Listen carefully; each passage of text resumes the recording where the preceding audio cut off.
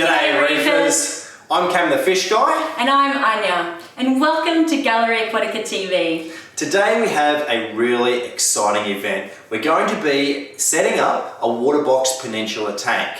Now what makes this particularly exciting is that this tank is actually an anniversary present for two of our favourite customers, Chantel and Glenn. We've got a lot of gear to put together that's just behind us, so let's get started.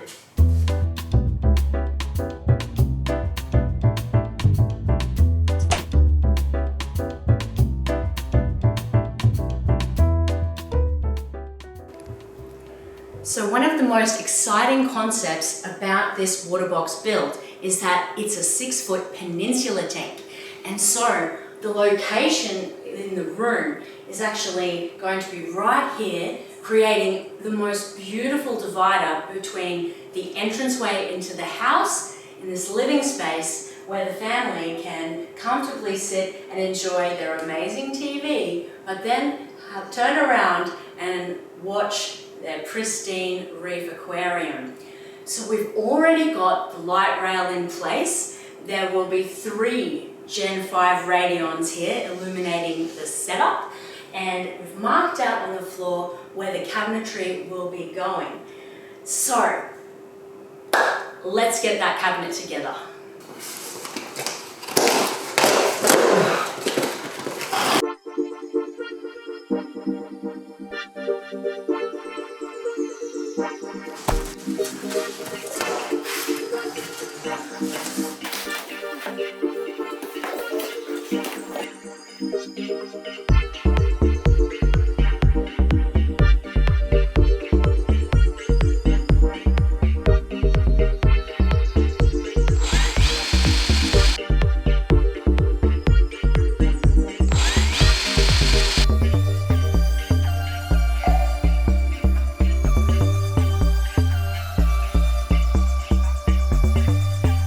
So we're just putting together the base of the cabinet.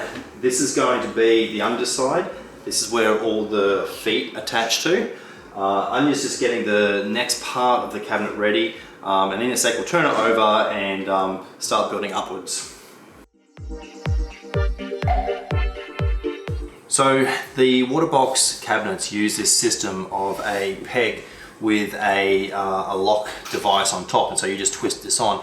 Probably the most important thing I find is to make sure that you've put the lock device on every single one. It's easy to miss one here and there, so I'm just double checking to make sure I've done them all, and I have. So now we can turn it over and start building upwards. Got that end? Okay. There's the base of our cabinet.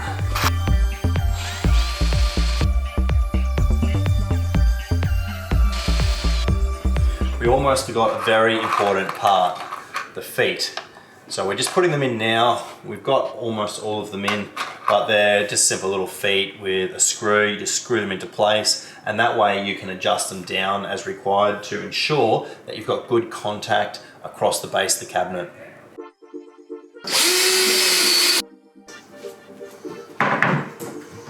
Ready? Flipping it. Yep. Sure.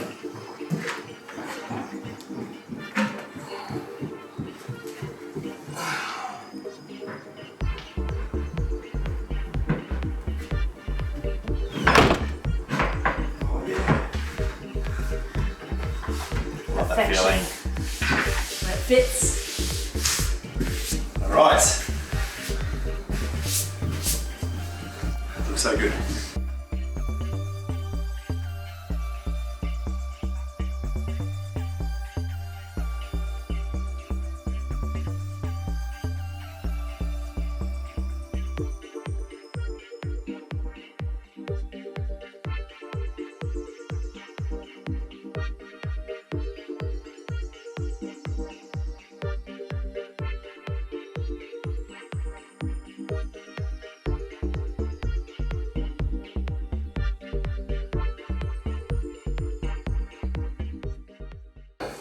So we're up to a point in building the cabinetry where we've done the internal structural support.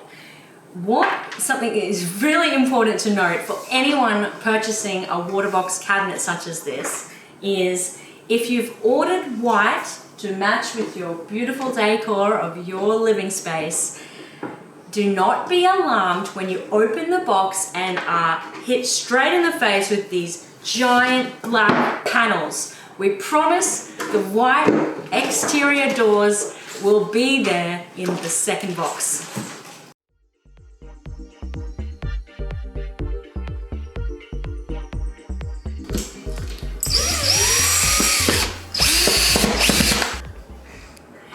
So while Cam finishes the last touches on the cabinetry, I thought I'd make myself useful and start to open the rock. So what we're using for the peninsula today, for the scape, is the Carib Sea Shapes. It's called Life Rock, and we have 4 boxes to play with for the initial design. What you get in a Carib Sea box are 2 arches, 1 small donut, and 1 large cave. The way that these rocks are designed allows for a really attractive looking aquascape, and one of Chantel's most important priorities with us doing her design is that she really wants perfect placement availability for all the different types of corals that they would like to care for. So the peninsula itself presents a little bit of a challenge with an aquascape because it can be viewed from 3 sides. However, with already knowing the kinds of corals that Chantel and Glenn like to care for, we'll really use that information wisely when it comes to working out where these pieces are going to be placed.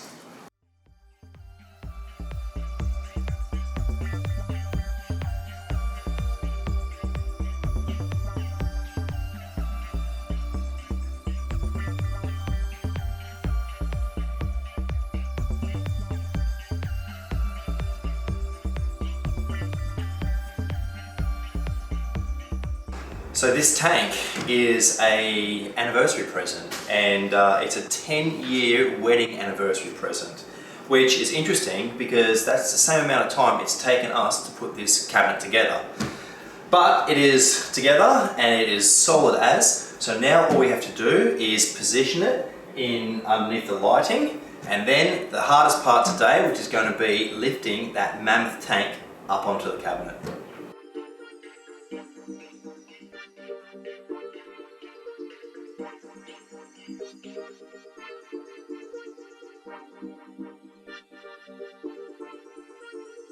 So this is our sump for our water box, and we've got this end which is going to go against the wall with our filter socks, and we've got a compartment for refugium and for the skimmer.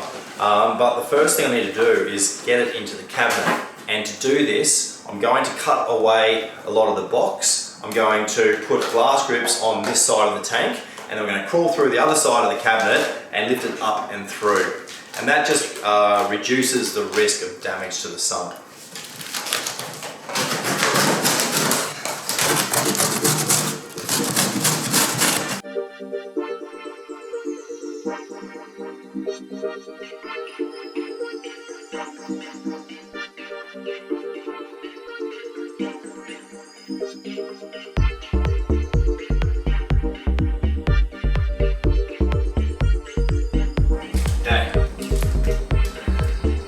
Easy.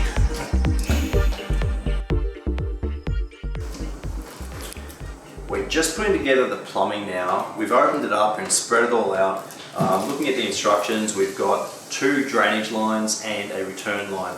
The main drainage line is going to have this gate valve, and most importantly, we're keeping an eye on our O-rings to ensure that they're all seated properly when we hook up our unions. But we'll put this plumbing in and then we'll be good to go.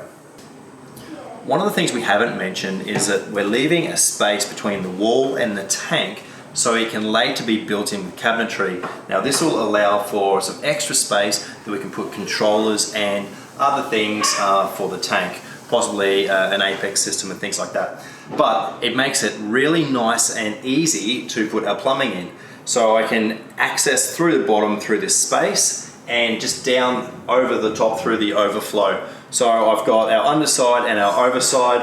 And the most important thing is just making sure that those rubber grommets are there and in place so that we don't have any problems with leak. This is the main drainage line, which is the one that's going to have that gate valve. I'm just screwing it in place. This Waterbox plumbing is excellent. It is very easy to install and install without any fear of leaks. Okay, done.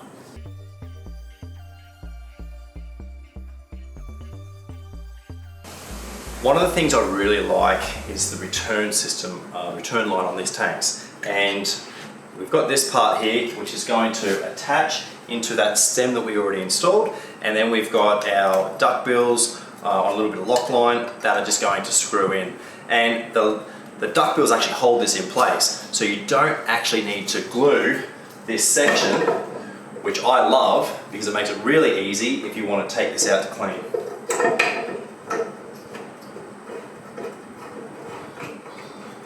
There's one, and the other one is in here. You do have an optional random flow generator. We're just going to use the duckbills for now. We can always change it in the future. And the second one goes on like so. Done. So now we're going to put in our filter socks. I'm going to use the nylon ones upstream because they're less likely to clog, and the felt ones downstream. You get a couple of these sock silencers, which just reduces the noise associated with water tumbling into the sock. So they're going to go on the two upstream, and they just sit in place like so.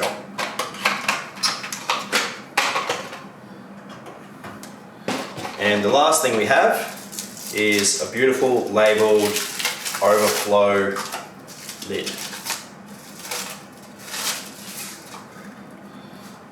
Waterbox. For our beautiful Waterbox aquarium, we have an equally beautiful return pump. This is the Ecotech Vectra L2. It's a really, really good return pump. It's actually controllable with a device. The app Mobius allows you to control the flow and turn off this this return pump. And we just have to get a hose tail that suits our tubing that comes with the Waterbox, which is 2532. And that'll glue right in here and allow us to connect our return pump to the system. So that's it for today's episode of Gallery Aquatica TV, where we set up Anniversary Reef. Let's take a look at where we're at. So today's effort was primarily directed towards assembling the cabinet. Now the cabinet's set up and we've got the tank on the cabinet underneath the radions, which were already suspended. So in the next episode, we'll take you through the equipment that we've chosen to put on this incredible system, and we'll get the water in it, the aquascape, and basically get the cycle started.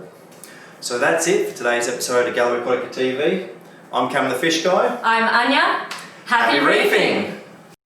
That's our video for today. If you enjoyed it, don't forget to hit the like button and make sure you've subscribed to our channel so you don't miss an episode of Gallery Aquatica TV.